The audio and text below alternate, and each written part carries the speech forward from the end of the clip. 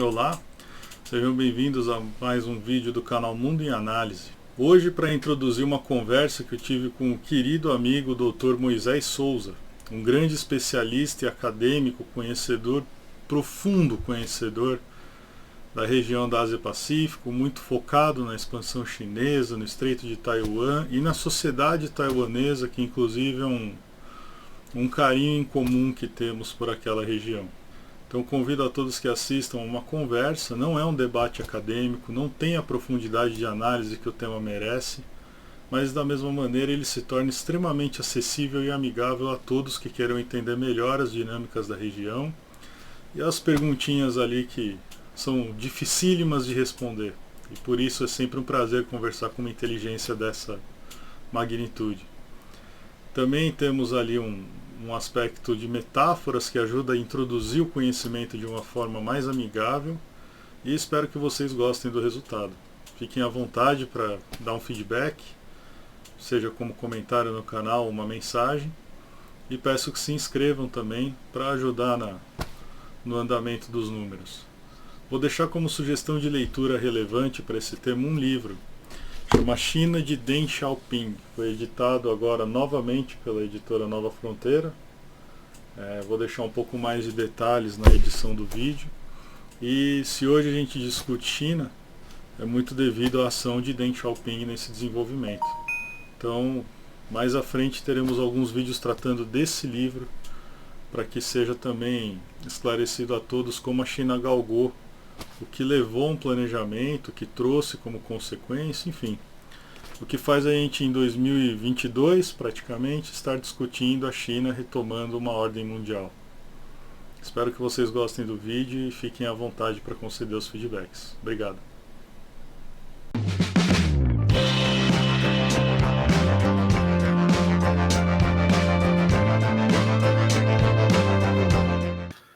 Um enorme prazer hoje conversar com o grande amigo Moisés de Souza, doutor Moisés de Souza, uma das maiores autoridades em estudos de Ásia-Pacífico.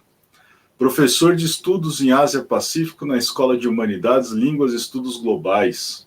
Eu possuo uma cadeira no NECAP, Centro de Estudos Políticos do Norte Inglês para Ásia-Pacífico, na UCLan, Universidade de Lancashire. Pesquisador em estudos asiáticos no NUP, Núcleo de Pesquisa de Relações Internacionais da USP, lá dentro do GEASIA, Núcleo de Estudos Asiáticos. E vice-diretor do Think Tank para o Mar do Sul da China. Membro fundador da APRA, Associação de Pesquisa Política para a Ásia-Pacífico. Então, uma autoridade, finalmente, que sempre foi o que mereceu. O Dr. Moisés eu conheço desde quando era um estudante na universidade. Sempre foi um cara assim aplicadíssimo e uma figura com os melhores debates possíveis. Então, para discutir o tema do momento, não tinha ninguém mais apropriado e para mim é um privilégio. Obrigado por aceitar, por ceder aí teu tempo. Obrigado, Luiz. Como a gente estava falando antes, né, já faz algumas décadas que a gente não se vê, né? Também era menino de tudo quando a gente se encontrou e hoje aí também militando na área, né, de negócios, comércio internacional, relações internacionais. É um prazer. É um prazer a gente reencontrar os amigos em momentos da vida tão distintos, né? Tão distintos. E é realmente um prazer. E obrigado pelas palavras, né? Suspeito, porque é amigo, né? Mas a gente, como você pôde perceber, eu estive um pouco ocupado desde a última vez que nós nos vimos. Só um pouquinho. Só um pouquinho. Eu fui ganhando bastante experiência, proporcionalmente, o que eu ganhei de experiência eu perdi de cabelo no processo, né? Tá bom. Mas é uma troca justa. Mas estamos todos aqui, graças a Deus. Então, queria primeiro compartilhar aqui, temos uma paixão por Taiwan. Então, tivemos a oportunidade de estar lá, mesmo em situações diferentes, em oportunidades diferentes para razões diferentes, e ambos nos encantamos.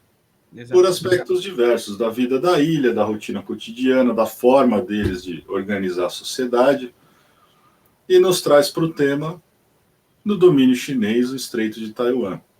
que é uma disputa aí que eu queria que você discorresse um pouco a respeito com a tua visão, o que você entende, como que você acha que as coisas vão se desenhar. Queria lembrar para todo mundo que aqui é uma conversa, não é uma análise com aquela profundidade teórica e tudo que envolve, então é bem resumido, é bem simplório, é uma conversa. Então, sem aquele aspecto profundo da análise política teórica, a gente pode abordar depois algumas coisas aí para adicionar o tempero, mas eu começaria trazendo como Taiwan não será Hong Kong. Então, todo mundo falava de Hong Kong, que era uma zona diferente da China, e principalmente no ano passado, quando a China recrudesceu lá dentro, ninguém fez absolutamente nada. Hong Kong foi simplesmente absorvido pelo regime chinês da maneira como se fosse uma província mesmo, como qualquer outra. Então eu começaria por aí, já no nervinho. Sem delongas, né? Foi direto no problema. No problema. Bem, vamos lá. E é perfeito o fato de você escolher um formato de conversa, porque como o tema é muito complexo, quase que tudo em relações internacionais é multifatorial, né? Então, eu acho que numa conversa a gente consegue dar uma pincelada assim, geral para ajudar o pessoal a se localizar no debate, né? Certamente Taiwan não será uma nova Hong Kong. Mesmo porque Hong Kong já avisou Taiwan qual é a consequência dessa opção, né? Então, assim, só para o pessoal ter uma ideia, então nós estamos falando de Taiwan e Hong Kong, que são dois territórios que, por condições históricas diferentes, né, acabaram se separando, ficando apartadas da China continental, né? Hong Kong por questões coloniais no século XIX, Taiwan como consequência da Guerra Civil Chinesa, que terminou em 1949. Né? Veja bem, essa pergunta, ela realmente... louco aqui. Eu vou abordar da seguinte maneira, Luiz. Em 2014, eu fui em Hong Kong durante o Occupy Movement, que foi a semente para que depois seria o movimento dos guarda-chuvas, que eles falam, do Umbrella Movement, né? E eu fui lá, eu conversei um pouco com os meninos, que foi um movimento estudantil, essencialmente, né? E eu me lembro assim, como é que vocês estão se virando, como vocês estão dando suporte, porque eles ficaram meses lá. E todos falaram, olha, nossos pais estão nos ajudando. Olha, isso para a gente que é envolvido com o estudo de Ásia-Pacífico é realmente fascinante, porque a quebra da hierarquia, a quebra da harmonia, a quebra do equilíbrio social é sempre traumático, embora sempre presente na história chinesa, de uma maneira geral, né? E o motivo principal das famílias estarem dando suporte àqueles estudantes é que eles se sentiam culpados pelas opções que eles tinham feito no passado. É importante dizer o seguinte, que nos anos 70 e 80, o movimento estudantil era no sentido contrário. Era para que Hong Kong retornasse para a China, porque, naturalmente, havia um cansaço de estar sendo controlado sob o jugo de uma potência estrangeira, né? Imaginava-se que seria melhor. E depois disso, essa geração mostrando que a coisa não melhorou, né? A coisa realmente ficou ainda pior. E mesmo aqueles que não têm uma afinidade ideológica, mesmo aqueles que têm afinidade ideológica com a China comunista, eles estão lá por questões exatamente econômicas. A vida não melhorou do ponto de vista pragmático, é muito difícil morar em Hong Kong, muito caro. Né? E, do ponto de vista mais ideológico, existe a questão de que depois que você vive num ambiente minimamente democrático, não tem como mais voltar atrás. É impossível voltar atrás. Bem, mais tarde, só para fazer uma conexão, mais tarde, na verdade, mais tarde houve um movimento em Taiwan, onde os estudantes ocuparam o parlamento, né? Em resposta, em protesto a um acordo de livre comércio que o então presidente estava tentando estabelecer com a China. E ele sabia que era controverso, e o parlamento aprovou a lei no meio da noite, assim, na calada da madrugada, um acordo de livre comércio aprovado às 3 da manhã. Eu aqui nunca vi nada assim acontecer, entendeu? Eu aqui no Brasil nunca vi acontecer nada desse tipo. Eu nunca vi um acordo de livre comércio ser tão apaixonadamente debatido às 3 da manhã. E você sabe que quando a gente estudava comércio internacional, pelo menos eu que era né, eu sempre sou da história, da filosofia, da política, meu Deus, né? É técnico, né? Demanda muita atenção para as normas, para a nomenclatura, para os códigos. Você discutir isso, né, às 3 da manhã, alguma coisa tem, né? Alguma coisa tem. Enfim, naturalmente houve uma resposta absolutamente brutal, né? Os estudantes invadiram o parlamento, sentaram lá. Novamente eu fui lá para tentar entender, e aconteceu uma coisa muito curiosa. Eu estava lá e eu vi que tinha um senhor, você morou lá, quer dizer, é muito fácil identificar um estrangeiro, né, no meio da multidão. Eu estava lá e um senhor falou, o que você acha de tudo isso? Eu falei, olha, estou tentando entender, né? Tentando, assim, não entrar muito em controvérsia. Ele falou, olha, esses meninos, eles não sabem o que eles estão fazendo, né? Eles não sofreram. Minha família veio fugida do regime comunista para cá, mas nós sofremos muito, nós não tínhamos comida. Então, economia é mais importante que política. Né? Economia é mais importante que política. Você garantir que as pessoas vão ter uma vida melhor, que a próxima geração vai ver melhor do que a sua, é mais importante, e, eventualmente, isso é possível sacrificar alguns direitos em nome disso. Não sei, né? Ao mesmo tempo, tinha uma menina, que estava participando lá, uma menina, assim, de ensino médio, assim, sabe? E eu vi que ela estava muito nervosa. Primeiro, que ela queria confrontar um senhor mais velho. Aí nós voltamos de novo a questões culturais e tal, não? E tinha que falar com um estrangeiro, em inglês também. Bem, ela acabou falando. E quando o senhor se afastou, ela chegou muito nervosa. Ela falou, olha, não acredita nele, assim. Né? Eu falei, olha, ele tem um ponto, né? Ele tem um jeito de ver as coisas. Ela falou, tá, mas a gente não acredita nisso. A gente quer liberdade mesmo. Mesmo que isso custe algum tipo de inconveniência econômica. Né? Tá aí 2 gerações, né? 2 gerações buscando a mesma coisa. Bem, juntando essas duas experiências, eu dizia o seguinte, Taiwan não será Hong Kong por uma razão muito simples. O elemento democrático, né, a identidade que os taiwaneses têm, com o regime que eles conseguiram desenvolver desde o final dos anos 80 e dos anos 90, está profundamente arraigado na forma como eles se entendem.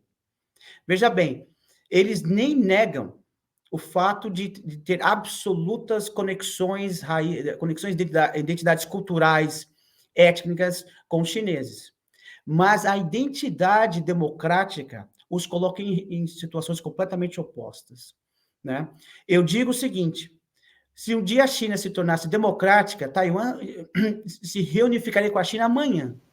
Na hora, né? Na hora. Né? E o elemento central é esse, para simplificar toda a conversa. Né? As interações dos 2 lados do estreito são muito intensas, tem muita gente em Taiwan que trabalha na China, já existem casamentos entre taiwaneses e chineses, isso acontece há muito tempo. Existe um estudo relativamente recente, mostrando o papel decisivo das empresas taiwanesas na riqueza de províncias chinesas. Exatamente. Esse ponto é o ponto que eu mais acompanho, né? Os donos das grandes indústrias dentro de Taiwan e as indústrias nas províncias chinesas desfrutando ali dos benefícios, né? Exatamente. Inclusive já é sabido que existe um lobby dessas províncias junto ao parlamento chinês, sempre para pegar muito mais leve com Taiwan. Porque eles dependem do pagamento dos impostos daquelas empresas, da geração de emprego, a cadeia produtiva de todas aquelas províncias depende de Taiwan. Veja bem, não estou dizendo que a China depende de Taiwan, né? Mas que províncias inteiras importantes, Taiwan desempenha um papel muito importante lá. Na verdade, foi uma simbiose que ganhou vida, né? Conforme as décadas foram passando, ninguém se atentava muito a isso, porque nunca foi tão eficiente como nas últimas décadas, né? Então, foi acontecendo. Exato. E ganhou corpo, né? Exato. Então as questões, veja bem, e as questões geopolíticas, das quais nós prestamos mais atenção, elas não são tão tangíveis no dia a dia da ilha. Você foi lá, você viu, sabe? As pessoas não estão falando sobre que a China vai invadir, que vai haver uma guerra entre os Estados Unidos e a China, ou que o Japão vai vir para poder ajudar. Esse tipo de coisa não está fora do radar. As pessoas estão mais conectadas às questões do dia a dia, como sempre. Né? Como sempre. E as dificuldades maiores com a China se dá realmente nos regimes políticos diferentes. Importante dizer também que Deng Xiaoping, e mais tarde o Jiang Zemin, eles ofereceram alternativas para Taiwan muito similares com o que eles tinham oferecido para Hong Kong, né? Então, Taiwan poderia se reunificar, né, com a China, ou unificar, existe um debate aí, né, que nunca foi parte, alguma coisa assim, a gente não vai entrar aí, senão a gente vai levar 5 horas, né? Mas, primeiro, Taiwan poderia manter o regime político do jeito que está, poderia manter o modelo econômico, poderia manter suas forças armadas, mas, naturalmente, teria que renunciar a sua condição de manter relações com outros países, né? Uma espécie de federação, quase, né? E baseado mais ou menos no modelo de Hong Kong. Isso está na mesa desde os anos 80, foi reforçado nos anos 90, né? E nunca, como diziam os gregos antigamente, nunca subiu ao coração dos taiwaneses realmente acreditar nisso, né? Então, sim, não, o Luiz, Taiwan não será uma Hong Kong, com certeza. Não, maravilha. Eu gosto assim, quando a resposta é incisiva e justificada. Com todos os riscos envolvidos. Mas... Não, aqui todo mundo entende que isso é uma conversa. Eu sei que se fosse uma análise, a gente ia passar 6 horas discutindo só o que passava no estreito. Né? Ou senão a gente ia caetanear, né? Taiwan não será uma nova Hong Kong ou não. Ou não. Ou não. Não, mas eu queria agora, então, aproveitar esse gancho para falar um pouco sobre como a China trabalha mentalidades a respeito da sua atuação.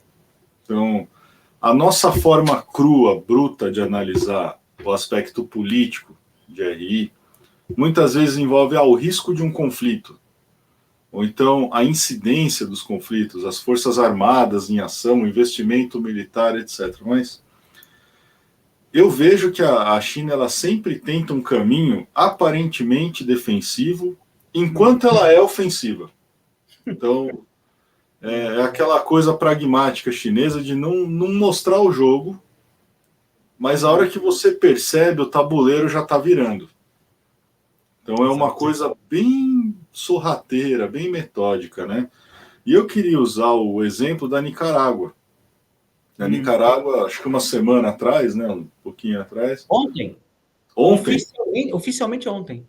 Oficialmente ontem deu uma debandada. trocou o reconhecimento diplomático, né, de uma China para outra. Isso. Então, me parece que a pressão ela é simplória. Se você declara que você reconhece Taiwan e você não reconhece a China tida como real pelo regime, você não está apto a participar diplomaticamente de algumas coisas interessantes para países que não são lá as grandes potências e que muitas vezes vão depender desse auxílio chinês, que obviamente tem um custo político alto, mas aí esse dilema que você trouxe da sociedade entre o senhor de idade que fala assim, meu amigo, tendo que comer uma vida economicamente estável, eu topo. Exato. E a jovem idealista que olha e fala assim, poxa, o regime faz diferença na minha atuação de mundo, é um dilema que persegue a nossa sociedade desde sempre. Liberdades, né? E ganhos econômicos. E aí, quando eu vejo a expansão da China pelo One Belt One Road, né, na construção da nova Rota da Seda, eu vejo que a opção da maioria dos países que não são poderosos da forma com que a gente estuda são exatamente na mentalidade do senhor. Então, quando o Sri Lanka cede um pedacinho da soberania dele ali para a China usar o porto, investir em infraestrutura e transformar o país, assim como a maior parte do leste da África, a gente começa a ver uma atuação geográfica que ela não é brutal. Exato. Ela não é uma colonização raiz, né? Ela é uma forma defensiva-ofensiva. Assim como eu vou trazer esse debate para o Mar do Sul da China. Tá. Então, inequivocadamente, a gente não viu o Xi Jinping falar assim, o Mar do Sul da China é meu, sai todo mundo daqui. Mas ele vai e emplaca um banco de areia no marzinho ali do Vietnã, sorrateiramente ele vai trocando a frota, sem muito alarde, sem fazer exercícios militares profundos. Então, a mentalidade da China como centro, né, e aí você vai entender que a tradução do nome, né, a terra do meio, o centro, parece que eles simplesmente retomam um lugar que eles entendem que sempre foi deles. Então, indiscutivelmente, ninguém vai ficar discutindo se a China vai passar ou não os Estados Unidos. A discussão é como será, se a China vai implementar uma nova ordem ou se a China simplesmente entende que a ordem já está aí, ela vai aproveitar o que lhe é dado. Sim, e aí eu vou trazer toda a tua experiência para o debate e perguntar de uma forma muito clara, muito simples. O que esperamos a partir de 2030? Quando a participação americana tende a declinar cada vez mais, principalmente na Ásia, né? Eu não imagino hoje os Estados Unidos defendendo Coreia do Sul, Japão, Taiwan, todo mundo ao mesmo tempo. Imaginamos um repasse de tecnologia, uma coisa que dê mais autonomia para esse pessoal. Ao mesmo tempo, em 10 anos, imagino eu que a China tenha uma postura muito mais capaz do que ela tem hoje nesse sentido. Então, eu convoco o teu conhecimento aí para trazer um pouco mais aí do que esperamos dessa ordem, né? Bem, não é porque meu nome é Moisés que eu sou um profeta, né? Bem, é muita coisa. É claro, de novo, a gente está batendo um papo aqui de uma maneira geral. Sim. Né? Claro. Sim. É muita coisa, né? É muita coisa. Uma coisa que eu sempre falo com os meus estudantes e que às vezes a gente tem que fazer análise e para verificar se a gente não está sendo indo muito para um lado que para o outro, a gente é só eliminar os nomes dos países, país A, país B, e a gente analisar só o comportamento, né? E aí a gente consegue fazer uma análise um pouco mais crítica. Então, às vezes eu começo as classes assim, olha, país A, país B, tá? Aí ficam todos esperados, ok, mas que país é esse? Isso não faz diferença para um analista, né? Isso não faz diferença. O ator está lá, as condições estão colocadas, né? E a gente tem que verificar quais são os fatores, né, que estão influenciando essa atuação, né? Mas é interessante que todo mundo fica meio perdido. Assim. Mas isso é os Estados Unidos? Bem, eu falo isso o seguinte, Luiz, porque primeiro a gente tem que tomar a China por ela mesma, né? é fundamental falar isso, porque é o seguinte, a maioria das análises que estão disponíveis para a gente, no Brasil, na maior parte do mundo, são análises feitas por analistas americanos, ingleses, franceses, australianos, que estão completamente desesperados. Um pouquinho enviesado só os australianos, né? Exatamente. Então, eu dizer que existe quase que uma ansiedade por um conflito, sabe? E aí a coisa pode ser analisada de diversas maneiras. Tá? Como a China vê a coisa toda, mais ou menos, né?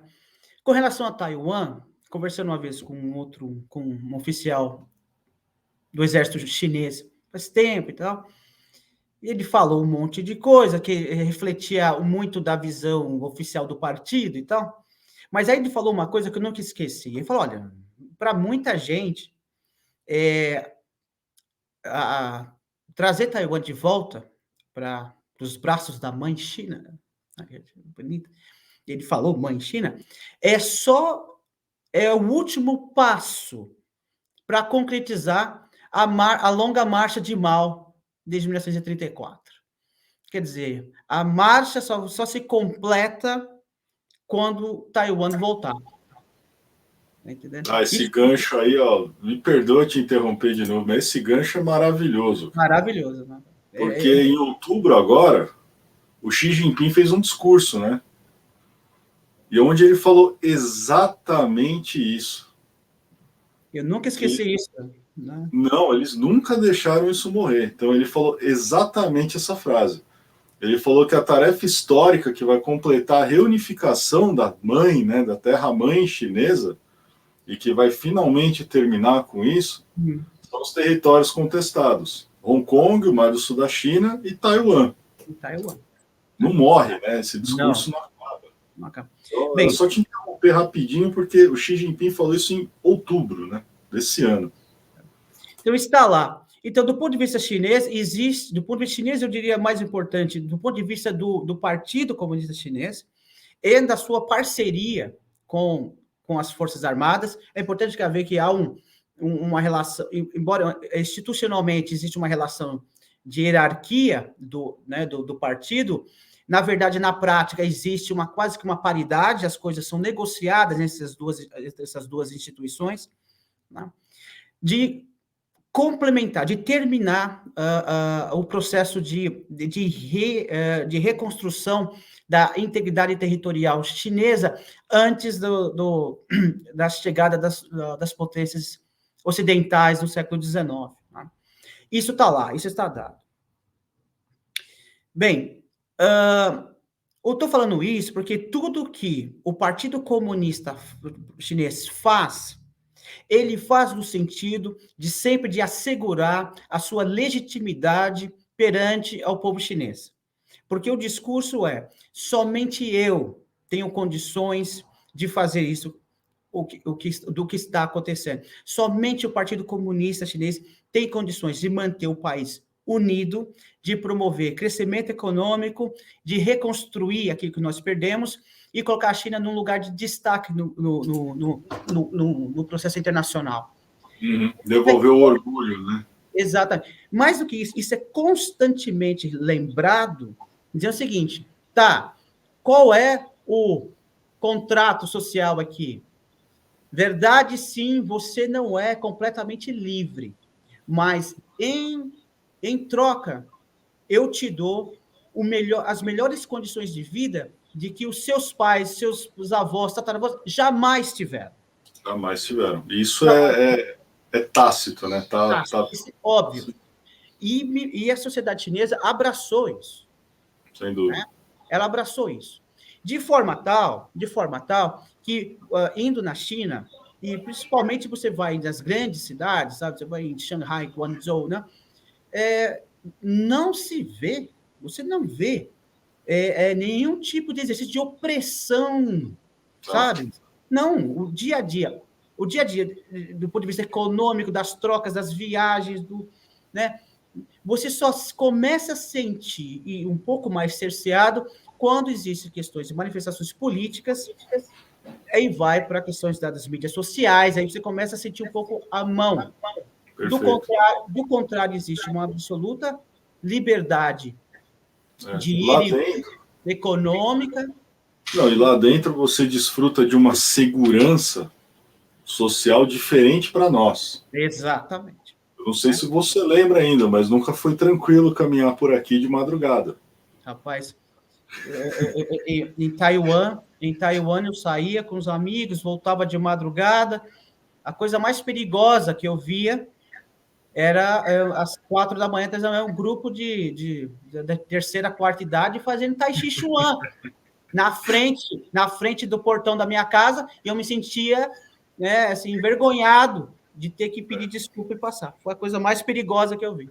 É o maior sinal de violência. Exatamente. Da minha parte, com relação a eles, né? A gente não devia estar nessa vida, se devia estar aqui conosco, né?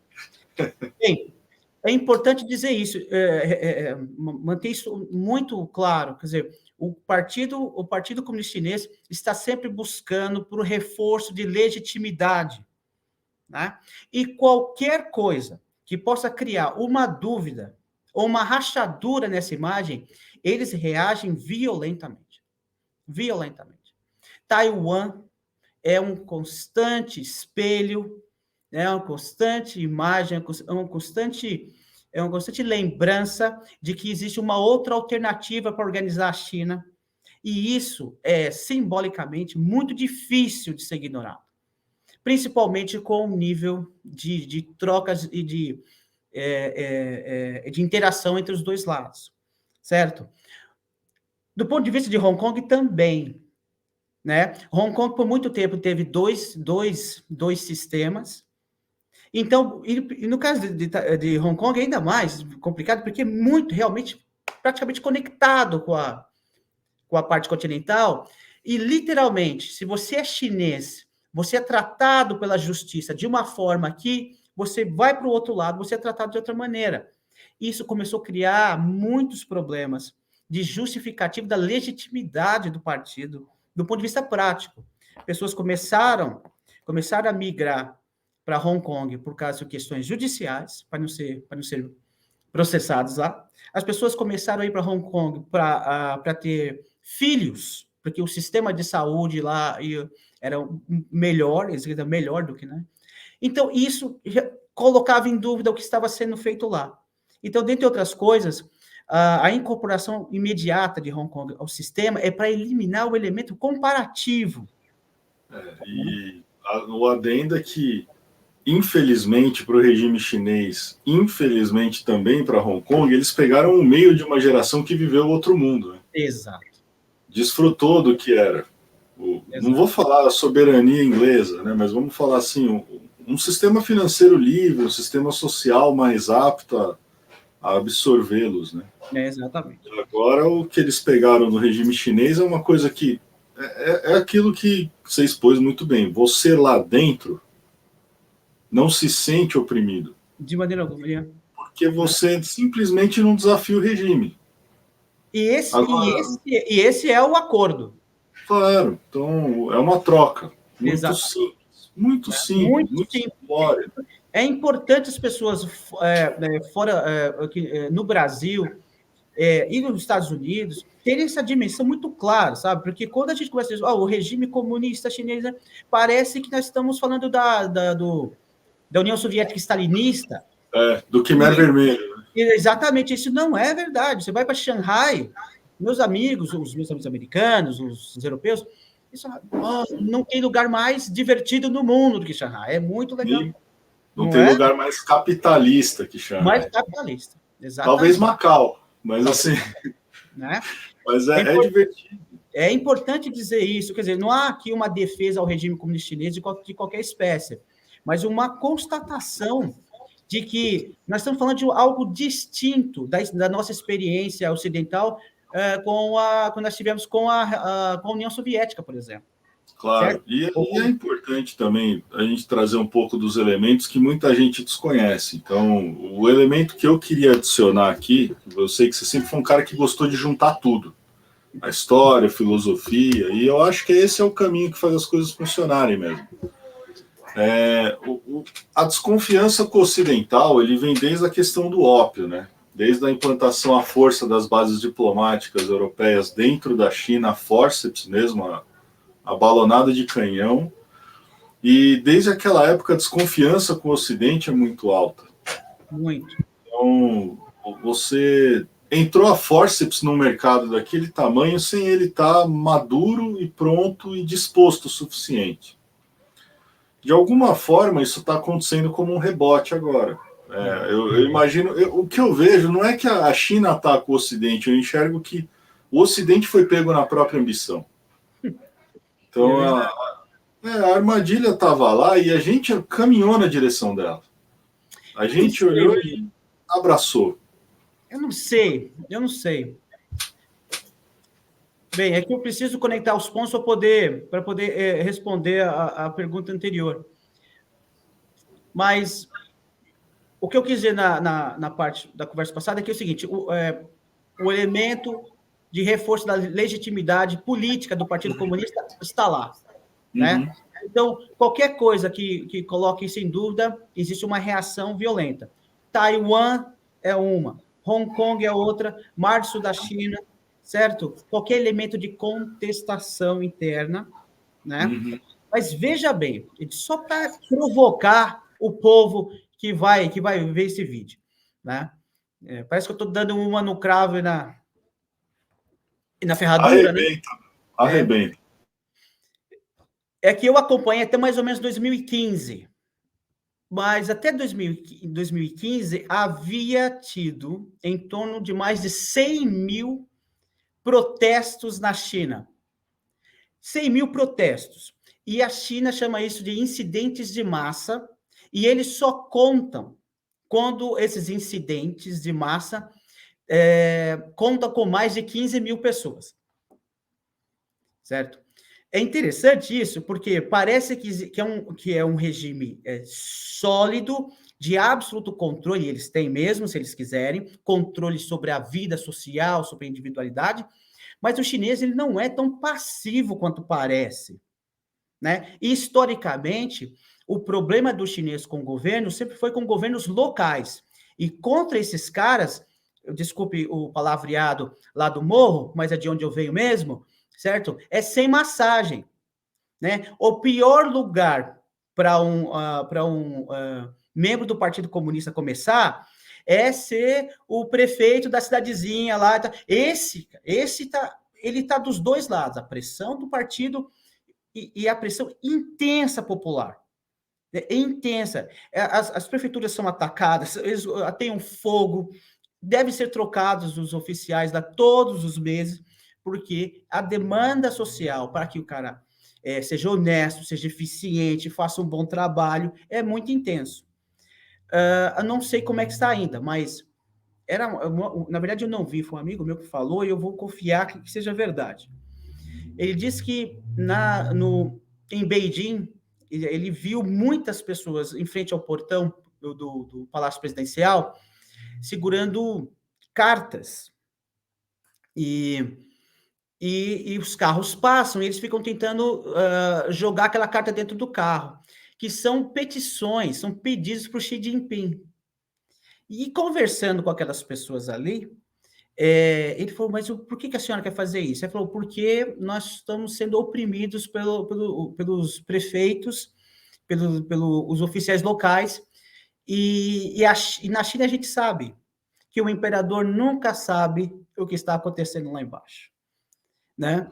E é muito legal o que ela falou, porque na história chinesa, essa peregrinação de pessoas das vilas até o palácio do imperador, isso acontece há milênios, né? O imperador como pai da nação, e isso continua acontecendo agora, tá? Então, são dois pontos que eu queria colocar, a questão da legitimidade do partido e tentar quebrar essa coisa de que o chinês ele é absolutamente tutelado para os nossos padrões. Eles são, mas na prática lá não é tão simples assim. É uma sociedade muito complexa. E principalmente porque o foco do poder ele fica nas províncias, né? Então a autonomia distrital lá é uma coisa muito pungente. Então a China é muito grande, é muito populosa o suficiente para todo mundo ter muito claro que de Pequim ele não consegue dar conta de todas as decisões. Não Então consegue. a autonomia dos distritos vai descendo até as cidades e tem realmente um caráter de força que a gente não tem paralelo para comparar. Não tem, não tem. E se você, se você me perguntar quais são,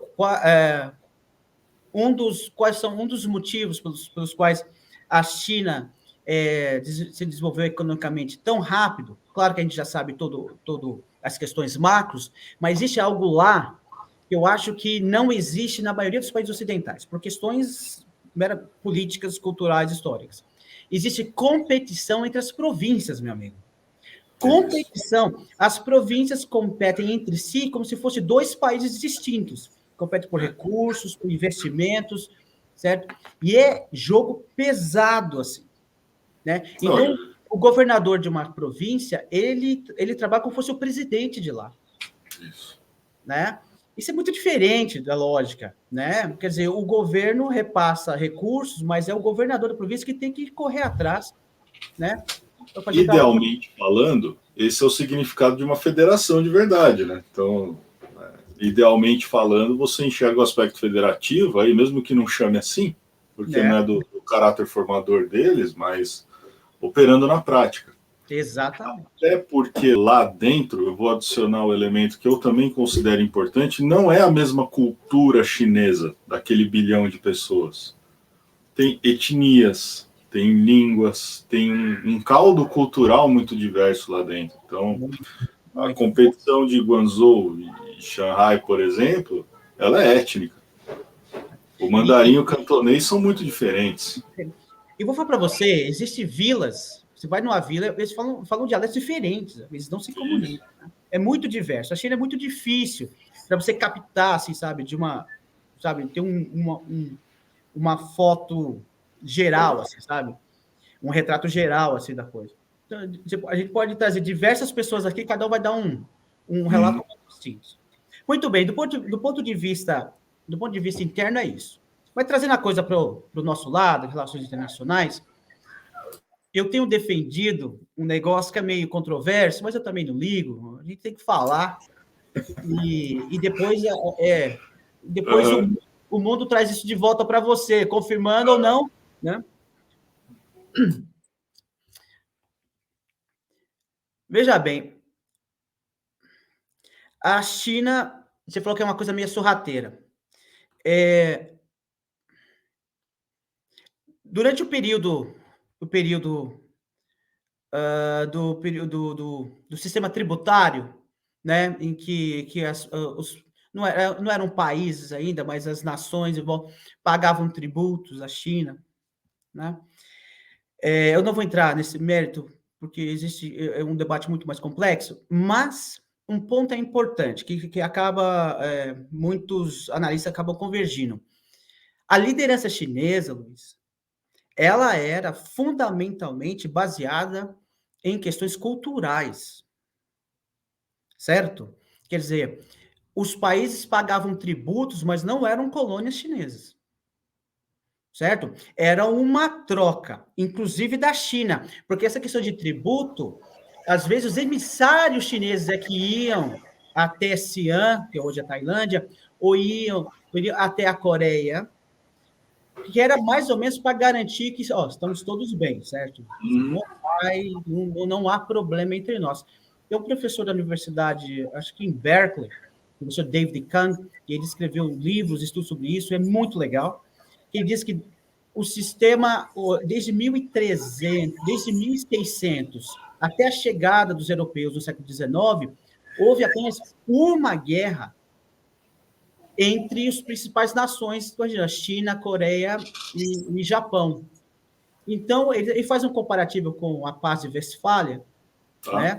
E diz que o sistema tributário, embora hierárquico, né, porque a China está no topo, ao contrário do modelo ocidental, que considera todas as nações iguais, lá se gerou lá se gerou muito mais estabilidade regional do que aqui, certo? Isso é um pouco. Por que eu estou falando isso? Os países, assim como as pessoas, Luiz, é muito difícil deles mudarem a forma como eles se comportam. Passa o tempo, e aí, quando tem que fazer alguma coisa, as pessoas e os países vão sempre buscar como eles sempre fizeram. A sua raiz. A raiz. É como eles se entendem. A China, ela, mais do que qualquer elemento material de poder, a China quer ser vista como uma líder moral na região. Uma líder moral, e isso é muito claro nos discursos, né? A China na região fala em harmonia, comunidade de nações, irmandade, né? Sempre. E você não acha que... Eu vou te interromper de novo, vou te pedir desculpa, é que é mais forte que eu. Você não acha que a retomada do nome Rota da Seda não traz isso à tona? Então vamos pensar lá no Kublai Khan. Kublai Khan, então, instituiu o caminho seguro que permitia as rotas comerciais pagarem o tributo e, em troca, ter a absoluta segurança de que naquele caminho ele vai fazer o comércio dele em paz. O mundo vai se conectar ali com uma segurança que lhe dê estabilidade e paz. Então ele paga o tributo para garantir que o comércio dele gire.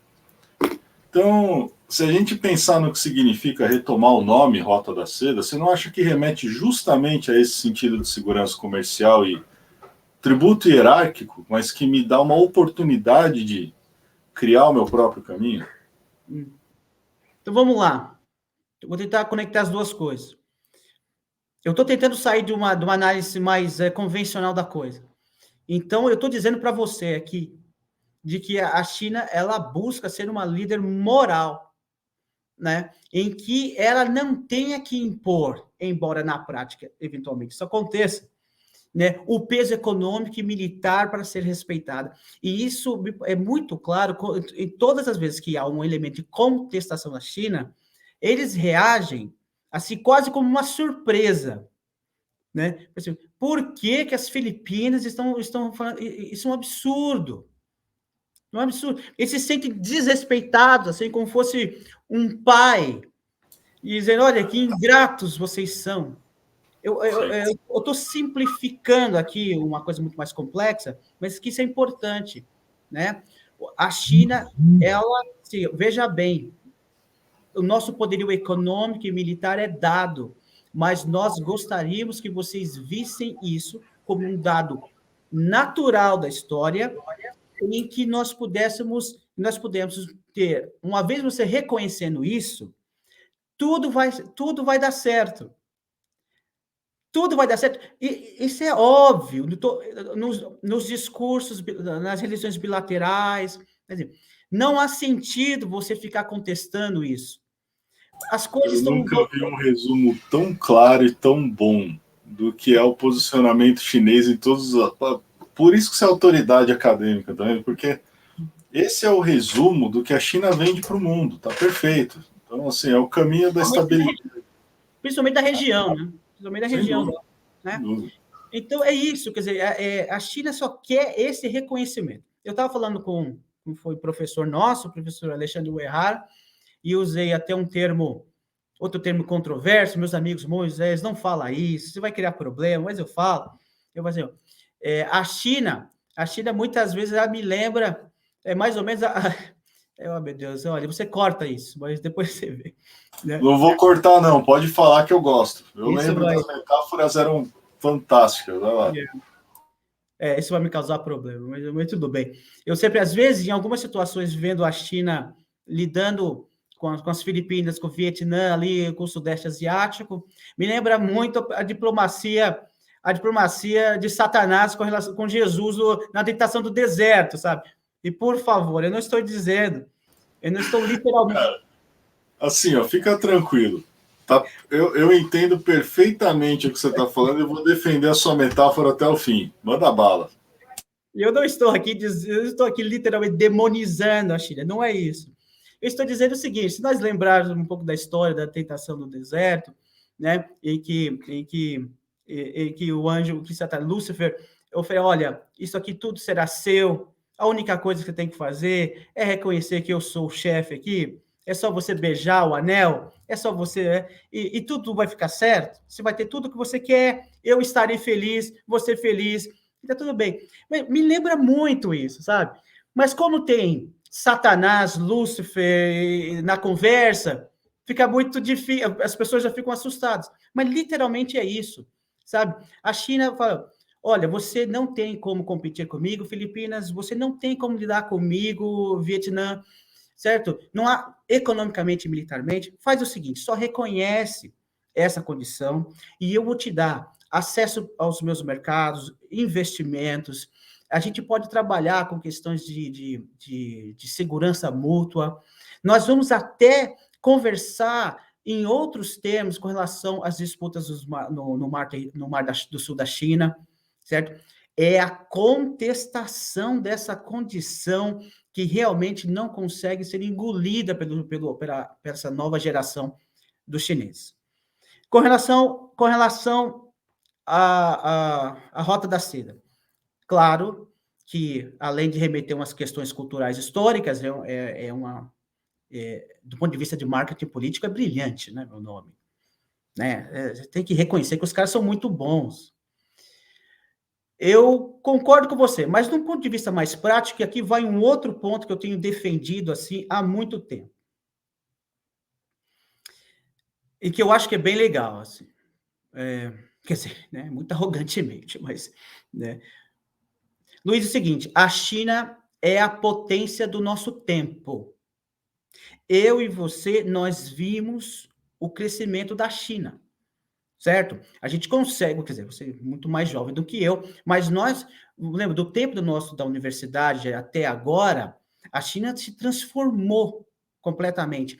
Eu me lembro que no meu tempo, nós pouco falávamos sobre a China. O professor Henrique Altemani de Oliveira era um dos poucos que falava da China de vez em quando. O negócio é dos Estados Unidos e a Europa, porque a Europa tinha acabado de consolidar a União Europeia, a criação do euro, a gente estava falando de NAFTA, né, da criação da área de livre comércio das Américas, né? Então, a gente estava tretando para ver se a ALCA era dominação ou não. Exatamente, né? Aí nós estávamos nessa luta, nessa conversa, e até que teve o ataque das Torres Gêmeas, né? E aí o debate ficou completamente centrado nessa coisa. Não se falava da China.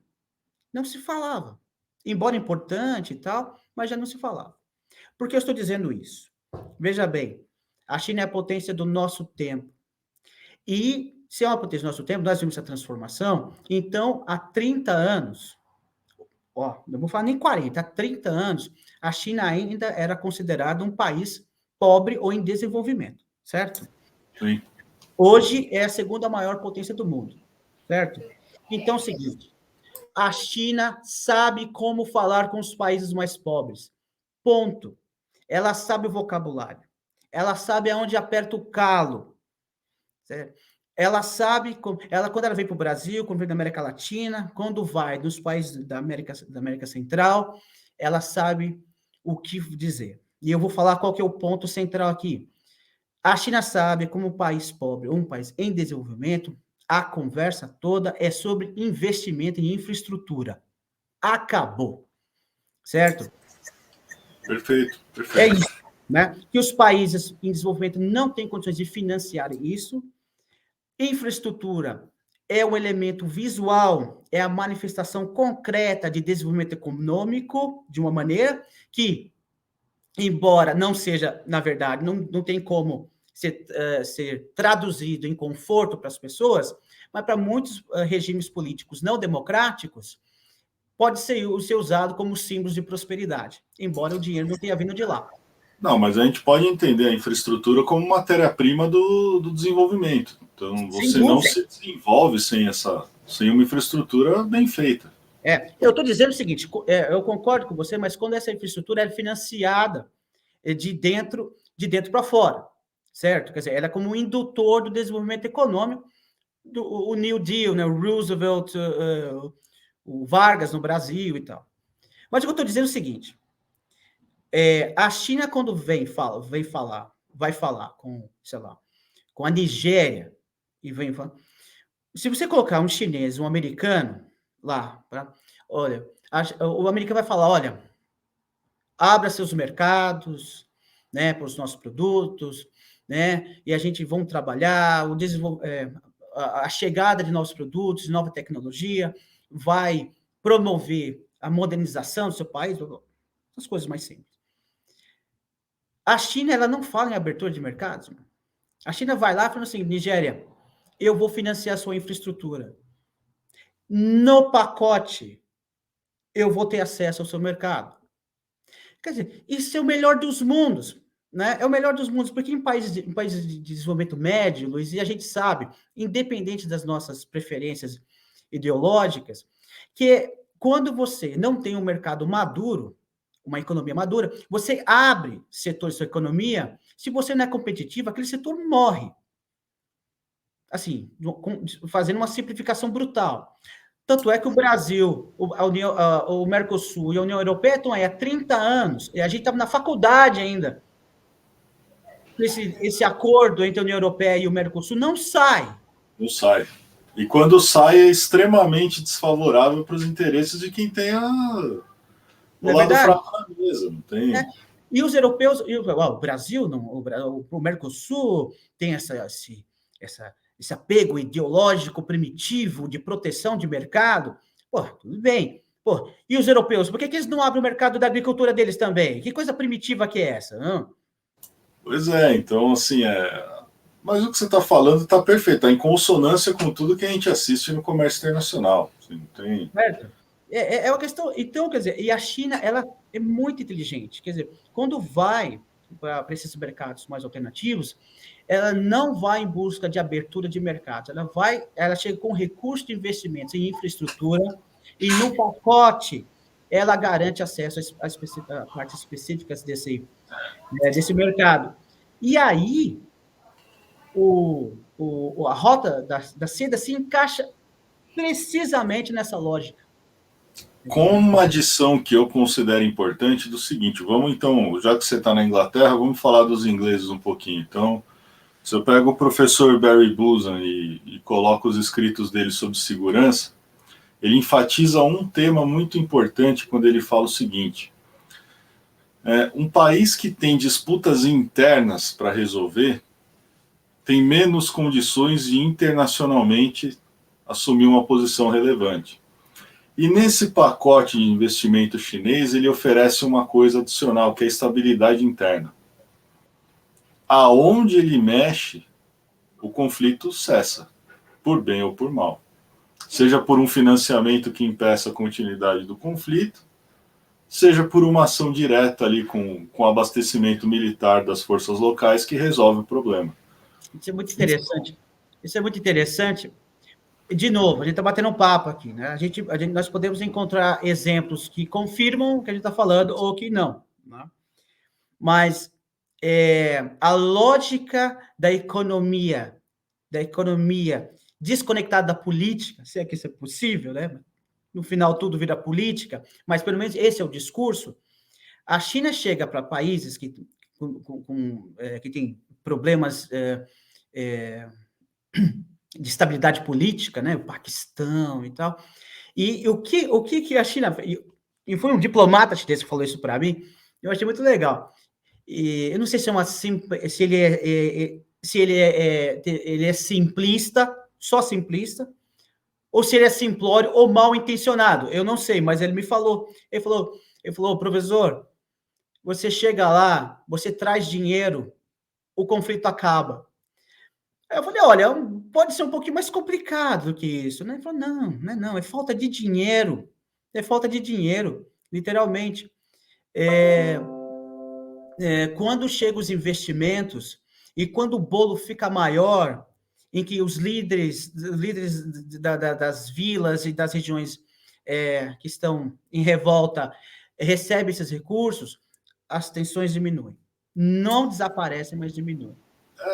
Assim, você pode chamar do que quiser. Eu chamo isso do puro pragmatismo que resolve o problema. Absolutamente. Absolutamente. Então, Né? eu concordo com ele. E você pode, falando do ponto de vista da Inglaterra, você pode utilizar isso aqui com a saída da Inglaterra da União Europeia. Tem crise econômica, desemprego e tal. Quer dizer, o bolo da União Europeia ficou menor, vamos embora. Eu acho que isso é um outro ponto, assim, que eu acho que pode acrescentar alguma coisa no debate, né? Que é o fato de a China ser uma potência mundial que sabe falar a língua dos países mais pobres. Isso é algo novo, né? Isso é algo novo, quer dizer, Eu a relação, realmente nunca vi essa observação em nenhum tipo de estudo. né? E não há dúvida, o Paulo Nogueira Batista, que foi, bem, o professor Paulo Nogueira é famoso, ele foi um monte de coisa, né? Foi do Banco Mundial, se não me falha a memória, também recentemente estava no Banco de Desenvolvimento Asiático, e ele, né, no Banco Mundial, lidava com os americanos, com os europeus. Ele falou: é muito mais simples, é muito mais fácil lidar com os chineses, é muito mais. Né? Muito mais.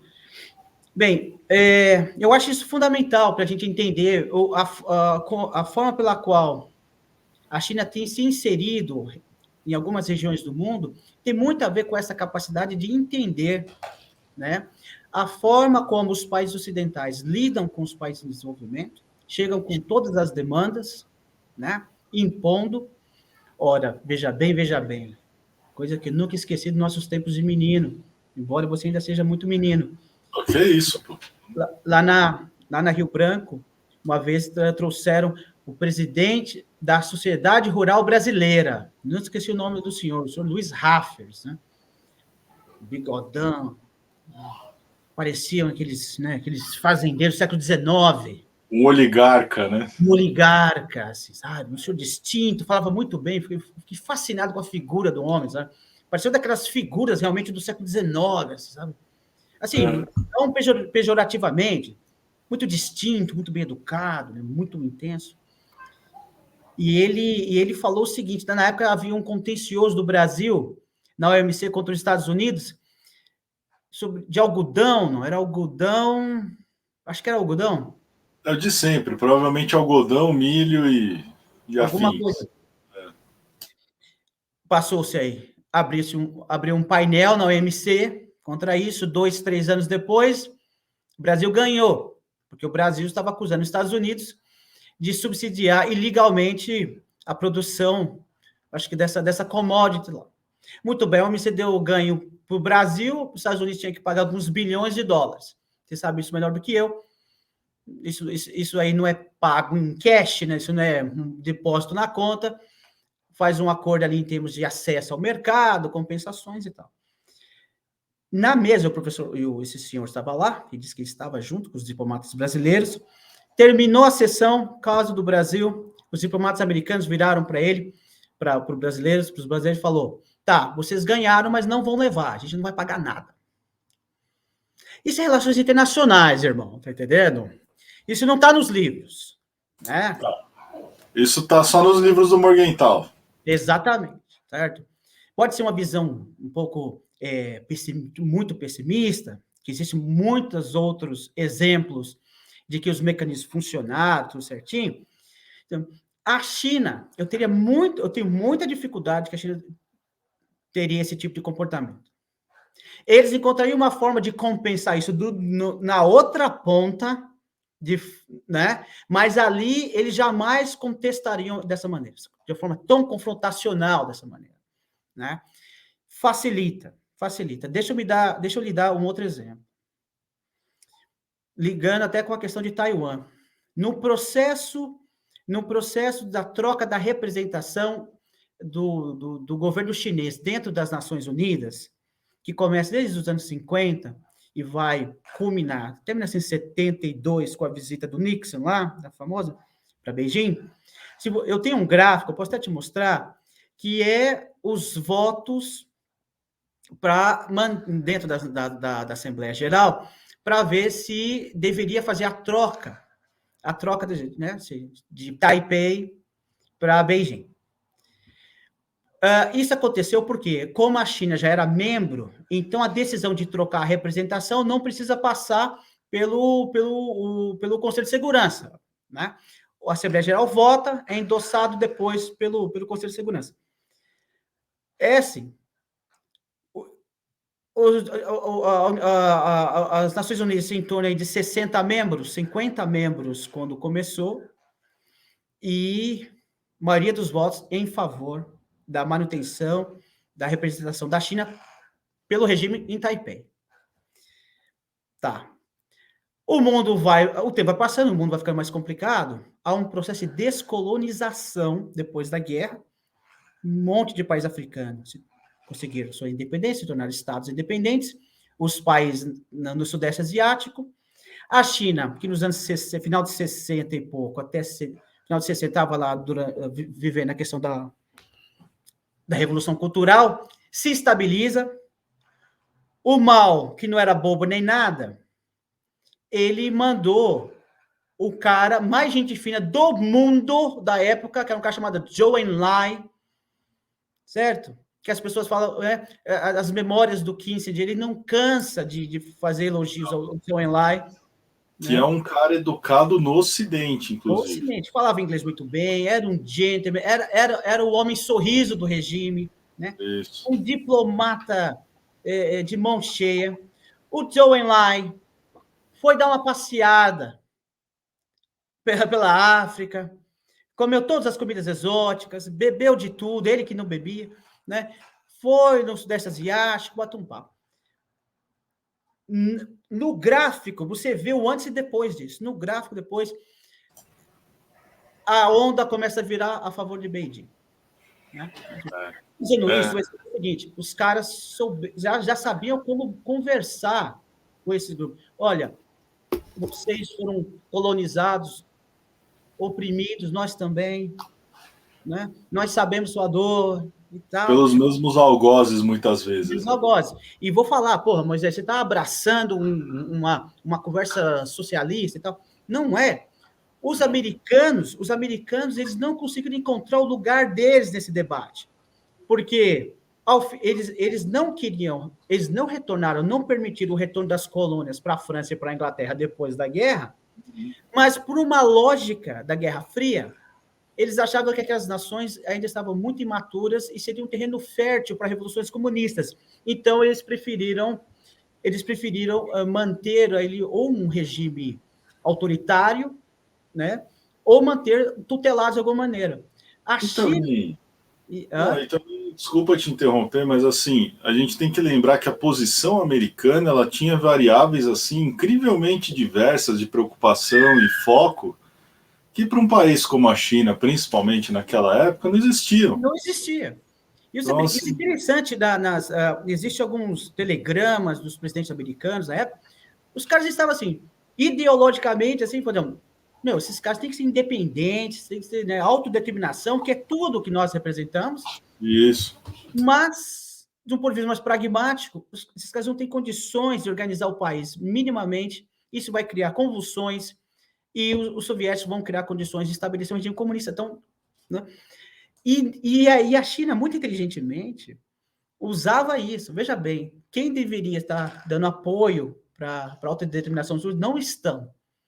E eu sei como é que é isso. Bem, e veja bem, depois disso, depois dessa mudança, Taiwan perdeu o apoio gradativo das Nações Unidas, culminou em 1970 de perder isso.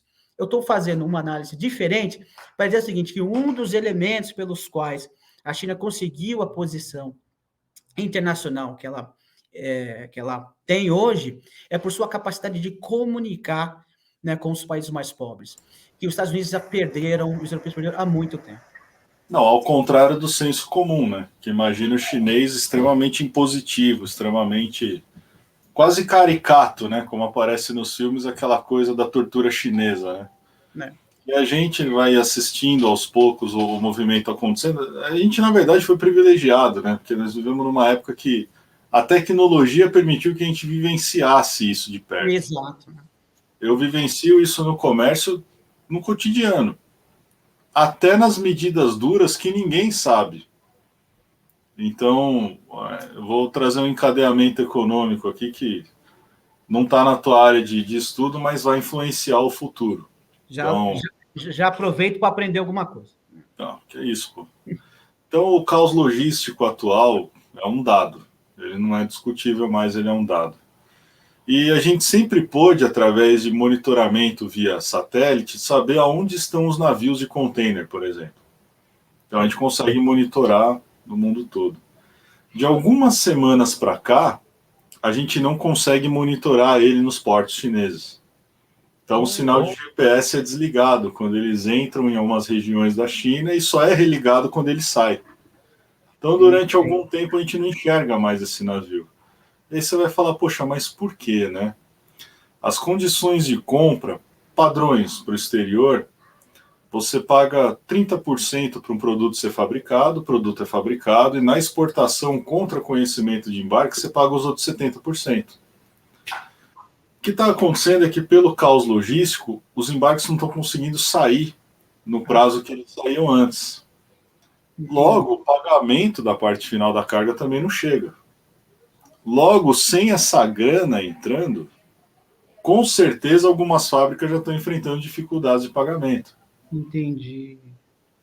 Esse problema econômico é o único foco de distensão, trazendo de novo aquilo tudo que você explicou no começo, que é a estabilidade econômica e o ganho e tangibilidade desse movimento, o poder de compra real sendo afetado e as pessoas terem acesso a mais produtos e a um padrão de vida melhor. Quando isso é afetado, temos um ponto de convulsão possível. Sempre. Obviamente, isso começa a ser blindado dentro da China. Então, o pessoal que eu conversava por WeChat, por exemplo, tem menos possibilidade de conversar na versão internacional. A gente tem que sempre ficar usando o VPN para conseguir um pouquinho de tempo. Mas a comunicação vai recrudescendo, a propaganda vai aumentando, o acesso às informações do exterior vai diminuindo, porque agora a guerra do regime é outra. A guerra do regime é ela não deixar a parte interna convulsionar. Exatamente. Exatamente. Então, concordo. Bem, eu acho que você fez um ponto importante. Assim, eu tenho a tônica da minha conversa aqui é tentar oferecer uma outra perspectiva que não está muito contemplada pelos nossos colegas americanos, australianos, né? Que normalmente sempre tentam justificar as posições deles, né? Você fala assim, eu vou te interromper pela última vez que eu não vou mais tomar uma... Isso é uma conversa, né? Isso não é um monólogo, né, cara? A sua metáfora, quando você fala do diabo, tal, aquela coisa, ela não está em dissonância pelo seguinte: esse pessoal demoniza a China todo dia. Então, aí é que tá. Eu acho que na sua figura de metáfora demoníaca, você acabou sendo mais benévolo do que as pessoas que estão instigando todo dia a má visão da China como um algoz do mundo, sem compreender o real papel que eles estão desenvolvendo no mundo. Então, para nós, para você como analista acadêmico e para mim como mercado, né, como pessoa que opera no mercado, a visão real chinesa, assim como toda visão real de mundo complexo, ela não é maniqueísta. Ela não tem esse aspecto bruto. Exatamente. Né? Concordo. Não, e essa foi a ideia, né? Quer dizer, a metáfora lá da tentação do deserto é mais essa, né? Que da China querer muito mais ser vista como um líder moral e isso abrir as condições para se negociar, né? Do que simplesmente ela ter que usar os elementos clássicos de poder, de peso econômico, para impor aquilo. Veja bem, Luiz, você é o vilão na história de alguém. Isso é parte da vida, né? Não importa, não há como. No processo, a vida vai nos impondo isso. Em algum momento, você acaba tendo um impacto negativo, consciente ou inconscientemente, na vida de outras pessoas. Os países também não são diferentes, quer dizer, qual foi o exercício aqui? Tentar ver as coisas do ponto de vista chinês, legitimidade do Partido Comunista, alguma maneira, de entender por que eles querem reunificação, por que eles estão constantemente focados nessa coisa da expansão econômica, certo? Lembrando que milhões de pessoas, não é milhões de pessoas chegam todos os anos ao mercado de trabalho chinês. Esse pessoal tem que trabalhar, certo?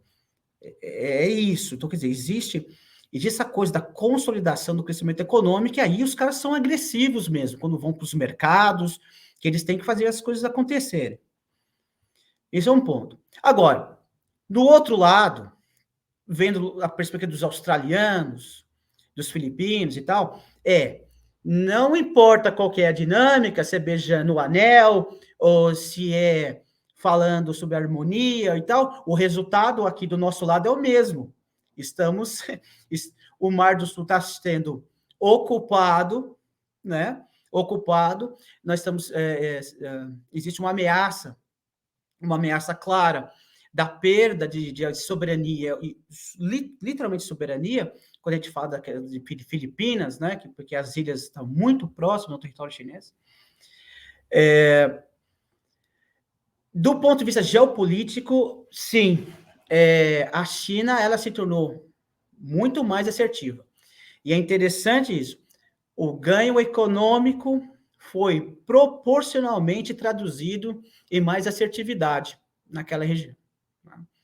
Assertividade naquela região. Embora, de novo, o que você está falando, quando você pega a coisa no macro, parece que existe um confronto geopolítico estabelecido. Mas como a gente que está ali no varejo, conversando, isso não existe. É importante as pessoas entenderem, isso não existe. As pessoas estão comprando, vendendo na China, você vai para... Por causa da pandemia, não pode. Mas você vai para Shanghai, você vai para Beijing, você vai para Guangzhou, você vai na feira lá, está todo mundo comprando, a vida está acontecendo, né? Ninguém em Taiwan, a não ser o presidente, as forças armadas e tal, que é o trabalho deles ficarem preocupados com isso, mas ninguém em Taiwan está preocupado com haver uma invasão chinesa lá. Claro, e eu queria encerrar só com um pensamento que aí eu ia pedir para você encerrar analisando se está correto ou não. Eu não vejo nem por parte dos Estados Unidos a determinação de manutenção de um pensamento de dominação, de superpotência, de posição, de conflito. Não é nem uma questão para mim de capacidade, é uma questão de saber para quê um eventual conflito. Então, o que eu não enxergo hoje é uma...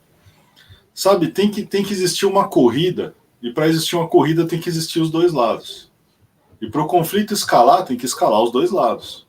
Exato. E eu não consigo enxergar uma razão de uma escalada dessa maneira, muito menos do lado americano, com as suas próprias dinâmicas a resolver agora, olhar e falar assim, puxa, tá aí um movimento que eu quero, uma escalada com a China. Eu não consigo enxergar isso. Não sei se eu que estou muito cego, muito otimista, mas eu não consigo enxergar o americano disputando com a China isso. Dessa forma bruta, desse hard power, né? Dessa... Clássico, né? Essa coisa... Concordo. Bem, só para enfatizar, é importante dizer, a assertividade chinesa no mar da China é um fato, é dado, certo? E foi acompanhado, e foi em duas dimensões, mais súbitas, né, mais sutis, e outras com manifestação, né, criação de bases militares e tal. Veja bem, Luiz, um outro ponto, assim, um pouco controverso, que eu tenho tentado usar para responder, para fechar, e para responder sua pergunta, é o seguinte: a China, além de ser uma potência do nosso tempo, que tem uma boa capacidade de comunicação com os países mais pobres em desenvolvimento, é também uma potência que faz política internacional com livro de história embaixo do braço, certo? Eu tenho simplificado a minha análise das relações sino-americanas da seguinte forma: os Estados Unidos também eles não conseguem se comportar de uma maneira diferente do que eles já fizeram no passado. Isso é natural. Você acumula um capital diplomático de experiência, você vai replicando as experiências que deram certo. Com a China, eles tentaram dois modelos, duas formas. Primeiro, a forma político-diplomática, baseado na experiência com os soviéticos. E a segunda foi na esfera econômica, que eles fizeram com os japoneses, certo? Com os japoneses, nos anos 80, tudo que se falava da China hoje, né, que a China está invadindo o mercado americano, com o seu, né, o só produto americano, esse discurso era contra o Japão. Você vai no YouTube, você vê o Reagan fazendo, olha, os carros japoneses estão aí, não faça isso, não compre Toyota, compre um carro americano, certo? A coisa, os americanos vão forçando uma valorização do iene em relação ao dólar para tornar os artigos japoneses mais caros nos Estados Unidos. Os japoneses foram resistindo, até que mas eles não têm a capacidade chinesa. No final das contas, eles tiveram que ceder o acordo de Plaza, certo? Até hoje o Japão não se recuperou disso. Até hoje o Japão paga o preço por ter cedido, certo? Veja bem, aí eu vou para o lado soviético, o lado de contenção, alianças militares, confrontação, a vantagem de ter estabelecido uma corrida armamentista que sugou os parcos recursos econômicos da União Soviética para o setor militar, que contribuiu para a convulsão social daquele regime, certo? E que, no final das contas, em função de todas outras dinâmicas, levou ao desaparecimento da União Soviética, também tem sido tentado pelos Estados Unidos há muito tempo. As duas coisas, a China falou, não vou entrar nessa. Eu não vou entrar nessa. Eu sei como é que isso funciona. Os Estados Unidos estão há décadas pedindo ou falando que a China manipula a moeda dela artificialmente para se manter mais competitiva, e Beijing nunca disse que isso era mentira.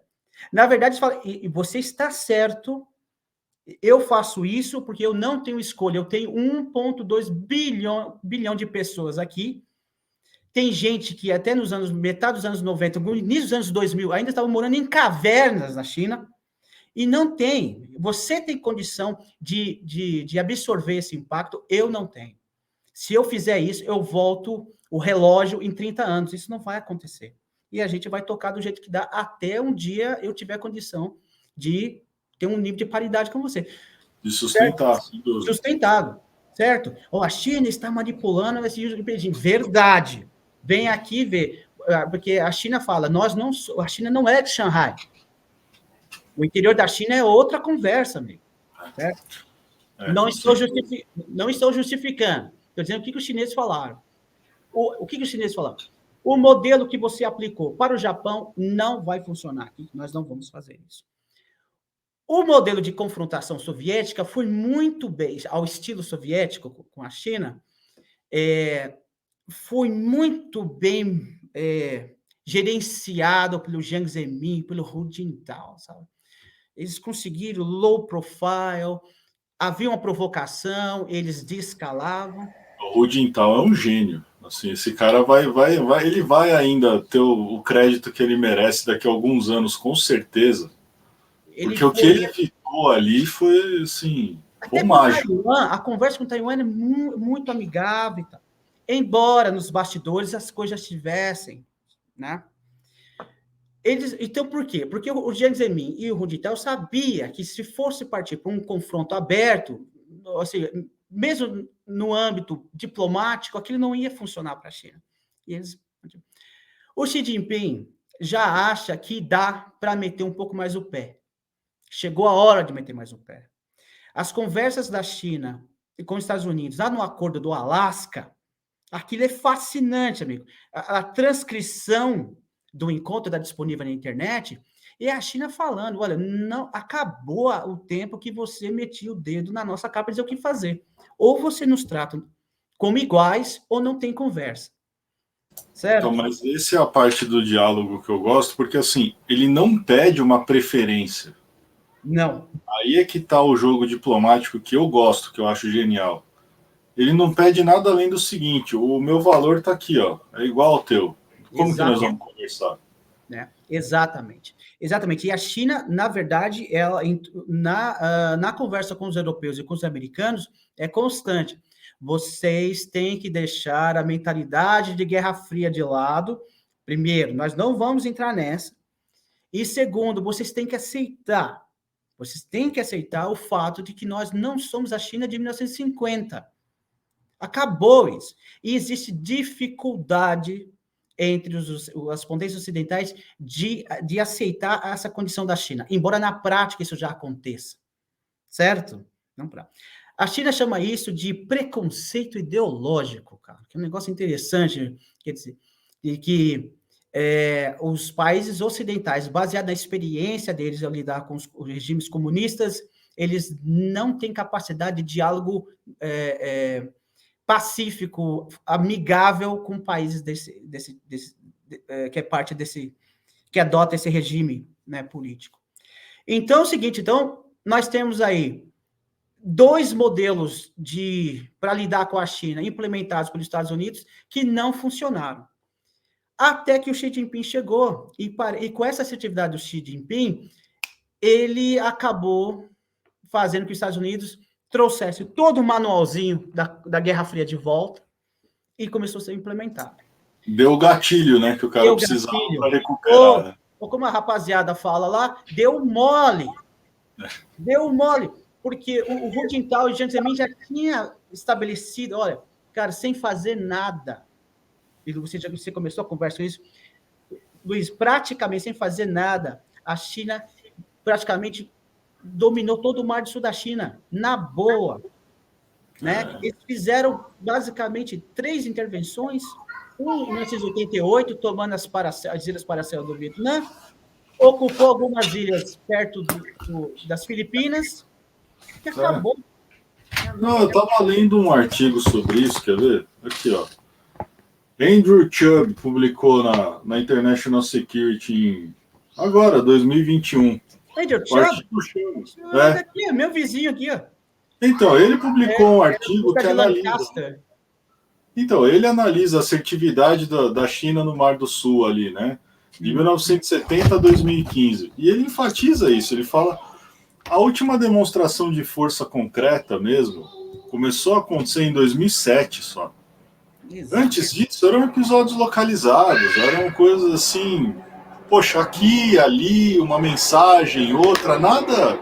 disruptivo, né? Exatamente. Bem, e é aí que é nesse contexto que em 2010 os Estados Unidos decreta que o Mar do Sul da China passa a fazer parte dos interesses nacionais americanos, né? Com a Hillary Clinton. E falando com um amigo meu da Indonésia, que hoje ele é como uma espécie de um conselheiro do ministro das Relações Exteriores, e eu me lembro que ele falou isso claramente para mim, isso em 2015. Ele falou, Moisés, o Mar do Sul da China é da China. Assim, é uma realidade. É uma realidade que, do jeito que a dinâmica está estabelecida, na Indonésia a gente já trabalha com esse cenário. Né? E agora, se isso é bom ou ruim, eu não sei. Mas o que existe uma realidade. A China, para se tornar aquilo que ela quer ser, ela precisa se tornar prominente na sua própria região, certo? Mas ela vai tentar fazer isso sem criar um confronto com os americanos, que sabe que eles não conseguem lidar com isso.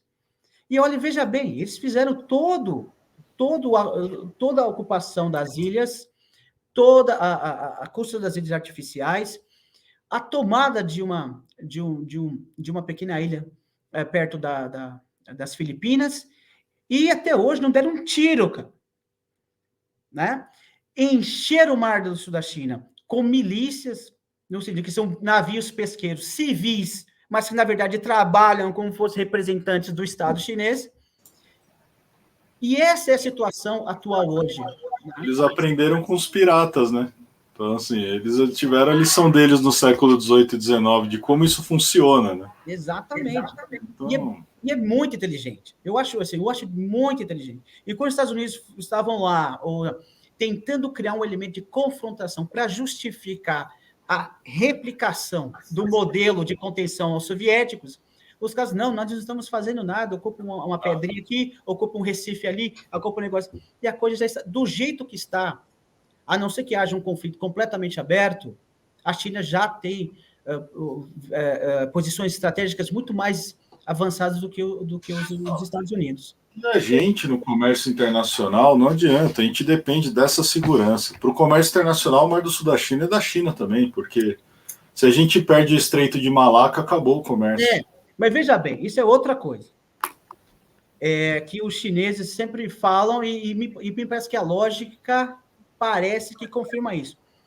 Os Estados Unidos falam que a China quer dominar todo o Mar do Sul da China e que eles estão lá para garantir a liberdade de navegação naquela região. Uma obviedade que a China não quer, não pode bloquear o Mar do Sul da China inteira. Por quê? Porque ela depende daquilo lá para sobreviver. Certo?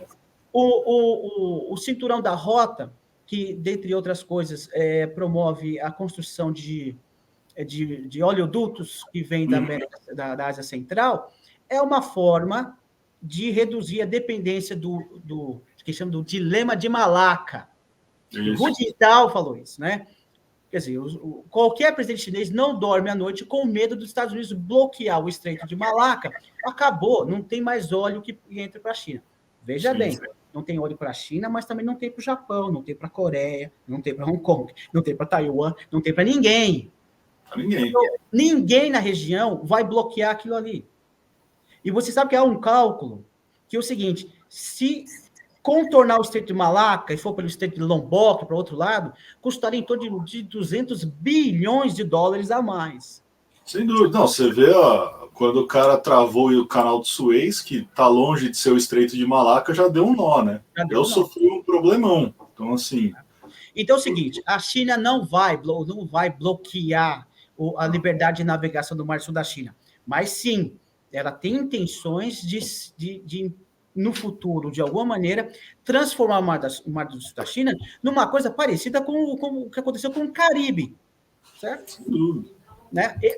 Eles gostariam, se vão ter condições, aí, né, vai ter que combinar com os americanos. Só para fechar, o último episódio disso foi o acordo entre Estados Unidos, Austrália e o Reino Unido, né, acho que alguns meses atrás, que chama de AUKUS, que é uma aliança entre esses países para poder conter a expansão da China naquela região ali e tal, e que me parece que é algo tirado diretamente do manualzinho que foi escrito durante a Guerra Fria. Só para fechar, dentro desse contexto, a China naturalmente protestou, mas o que é indicativo foi o silêncio da região com relação a esse acordo. Ninguém se manifestou. O Japão teve que falar alguma coisa, porque o Japão não tem escolha. Falou? Vietnã não apoiou e nem apoiou, ficou quieto. Filipinas, que sofre com a assertividade da China, não ficou quieta. ASEAN não soltou uma nota. Isso demonstra que a região sabe que o jogo não é tão maniqueísta dessa maneira, né? E que a replicação pura e simples do modelo de Guerra Fria não serve, neste momento, para os interesses de ninguém lá na região. Perfeito, assim, eu não tenho como te agradecer, cara. Assim, obrigado mesmo pelo tempo, pelo conhecimento, e assim, eu sempre tenho vontade de fazer mais agora, porque só dessa conversa aqui eu acho que tem uns 15 pontos que davam para desdobrar. Então, que a gente falou de muita coisa ao mesmo tempo, acho que vai ser difícil você editar aí a coisa. Não vou editar nada, eu vou cortar ali um pedacinho ou outro só e deitar o cabelo, entendeu?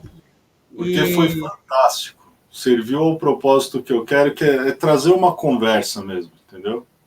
Trazer o que é uma conversa com perspectivas, com formatos, com ideias, e as outras pessoas têm que pensar também.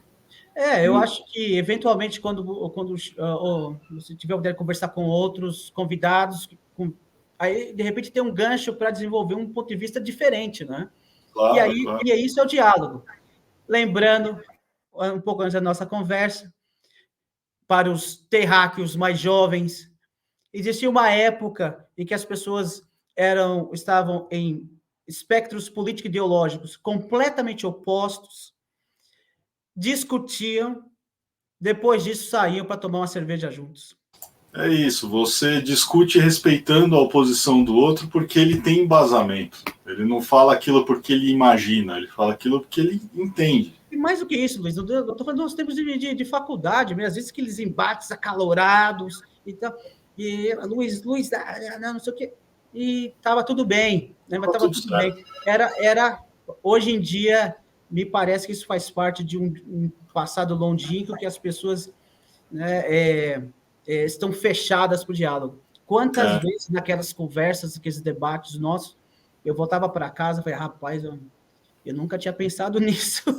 Né? Mas esse insight poderoso é o que vai acontecer daqui. Então, assim, eu não quero tomar mais o teu tempo, eu queria te agradecer de verdade por ter cedido esse tempo para nós, essa oportunidade. E, cara, de novo, obrigado mesmo. Eu espero que a gente consiga conversar mais, que a gente retome de verdade, porque eu tenho muito a aprender e fico muito feliz de poder aprender com quem eu assisti crescendo. Obrigado, então, prazer enorme. Obrigado pela oportunidade, parabéns pelo canal. E estamos à disposição. Sempre que você precisar, estamos aqui. É sempre um prazer a gente falar sobre das coisas que a gente gosta e com pessoas amigas que a gente guarda na memória, né, de momentos bem bacanas. Obrigado mesmo, cara. Um abraço, grande Luiz. abraço, fica com Deus. Obrigado, tchau a todos.